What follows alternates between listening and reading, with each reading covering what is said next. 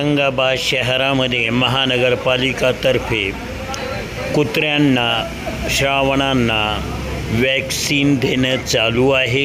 आपण बघू शकता काही वाहन चालक, रिक्षा चालक, छोटा हत्ती चालक आणि डॉक्टर यांच्या पथकासह औरंगाबादच्या अनेक भागामध्ये पाळलेले श्रावण किंवा जे न पाळलेले आहे मोक्कार श्रावण आहे यांना धरून हे वॅक्सिन देत आहे, योगदान देत आहे। याचा अर्थ का वॅक्सिन कुत्र्यांना श्रावणांना का देत आहे हे याच्या करताना की आपण आल्या दिवसामध्ये ऐकत असतो औरंगाबाद शहरामध्ये किंवा ग्रामीण भागामध्ये कुत्र्यांना बकरी मारली आणि किंवा गौवंश मारलं किंवा माणसाला किंवा मुलांना यांनी दशा केली, चावा घेतला। याच्यामुळं 14, 15, 16 इंजेक्शन घ्यावं लागतात। ह्यामुळं हे वॅक्सिन दिल्यानंतर जास्त इजा होणार नाही, जास्त जीवितहानी होणार नाही असे आमचे सहयोगी सूत्रांकडून आम्हाला माहिती प्राप्त झालेली आहे। आपण बघू शकता श्रावणांना हे वॅक्सिन देत असताना डॉक्टर त्यांच्या पथकासह व काही रिक्षा चालक आहे, छोटा हत्ती चालक आहे, सारेच मिळून या पथकामध्ये जास्तीत जास्त जे आवारा श्रावण आहे आणि पाळलेले पण आहे यांना धरून आणि हे वैक्सीन देता है। पुढं तुम्हाला हिंदी में सांगणार।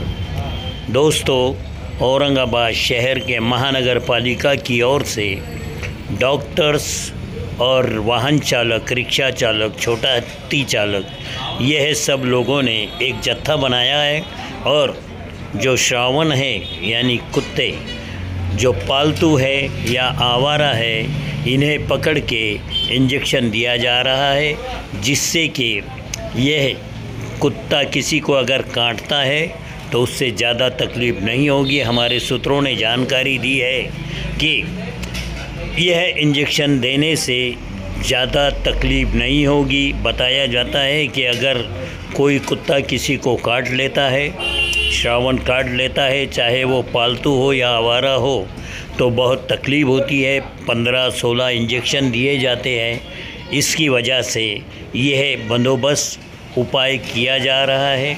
हमारे सूत्रों ने जानकारी दी है, उस आधार पर ज़मीनी हकीकत पर हम ये शेयर कर रहे हैं। लाइक कीजिए, सब्सक्राइब कीजिए हमारे चैनल को, कमेंट में बताएं आपको ख़बर कैसी लगी।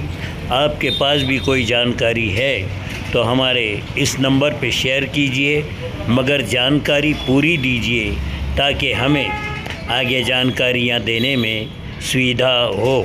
धन्यवाद।